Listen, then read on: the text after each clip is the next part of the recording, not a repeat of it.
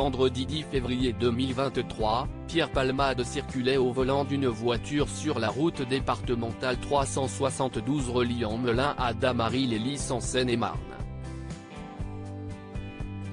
Aux alentours de 18h45, alors qu'il se trouvait à proximité du centre commercial Carrefour de Villiers-en-Bière, le célèbre humoriste a percuté de face une voiture qui roulait dans la direction opposée, comme l'a révélé le journal du dimanche. À bord de ce véhicule se trouvait un enfant âgé de 6 ans, ainsi que sa mère, enceinte, qui conduisait. Par la suite, une troisième voiture est venue percuter à son tour l'un des deux véhicules déjà accidentés.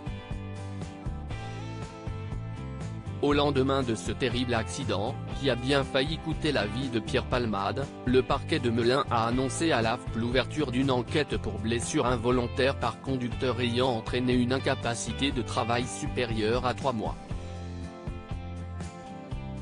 Celle-ci a été confiée au commissariat de Melun-Val-de-Seine. Alors que la famille de Pierre Palmade a révélé que ses jours ne sont plus en danger, la femme enceinte présente dans la deuxième voiture a pour sa part perdu son bébé. L'enquête fut donc requalifiée en homicide et blessure involontaire par conducteur ayant entraîné une incapacité totale de travail supérieure à 3 mois.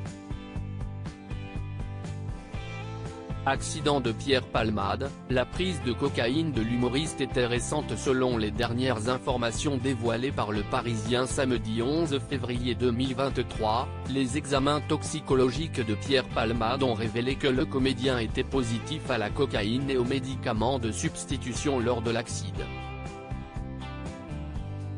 De plus, des analyses complémentaires ont permis d'établir que sa prise de cocaïne était récente. Le Parisien a par ailleurs révélé que la femme qui a perdu son bébé suite à cette collision était enceinte de 6 mois. Étant donné que le parquet de Melun a considéré que le fœtus était viable, un médecin va devoir déterminer, dans le cadre d'une autopsie, si le bébé a respiré ou pas. Si le pronostic vital de cette femme n'est plus engagé désormais, ce n'est pas encore le cas du pronostic vital de son enfant de 6 ans, actuellement hospitalisé à Paris au sein de l'hôpital Necker.